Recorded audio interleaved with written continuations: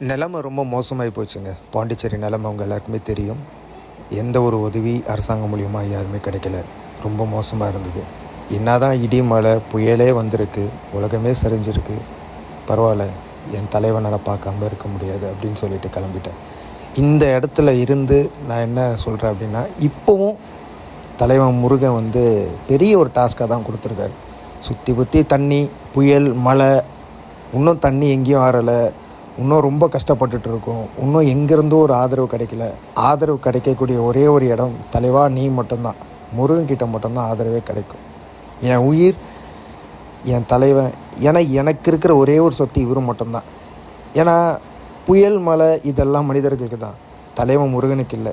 இவரை பார்க்குறதுக்கு நான் மட்டும்தான் இருக்கேன், வேறு யாருமே இல்லை. ஸோ இவரை பார்க்குறதுக்காக தான் திரும்பியும் எல்லாத்தையும் கடந்து இவரை பார்த்தே ஆகணும். பரவாயில்ல, என்ன வேணால் ஆகட்டும், உயிர் போதா போகட்டும், அது உன் காலடியிலே விழுந்து போனால் கூட எனக்கு ரொம்ப சந்தோஷம்தான். ஏன்னா ஒரு நாளும் இந்த செவ்வாய்க்கிழமை வரும்போது மிகப்பெரிய ஒரு, எனக்கு அது நான் உணர்ந்திருக்கேன், மிகப்பெரிய ஒரு தடையும் தாண்டி தான் நான் ஒவ்வொரு வாட்டியும் நான் போய் பார்த்தேன். நேற்று நீங்கள் நம்ப மாட்டீங்க, இன்னும் எந்த ஏரியாலையும் கரண்ட் எதுவுமே வரல, எலக்ட்ரிசிட்டி கிடையாது, உணவு தட்டுப்பாடு, எல்லா பிரச்சனையும் இருந்தும் இன்றைக்கும் நான் சொல்கிறேன், என் தலைவன் முருகன் தான் என்னை வாழ வச்சிட்ருக்கான். அது என்ன நம்பிக்கை இருக்குதுன்னு தெரியலங்க. மனுஷன் மேலே நம்பிக்கை, எந்த நம்பிக்கைன்னு தெரியல.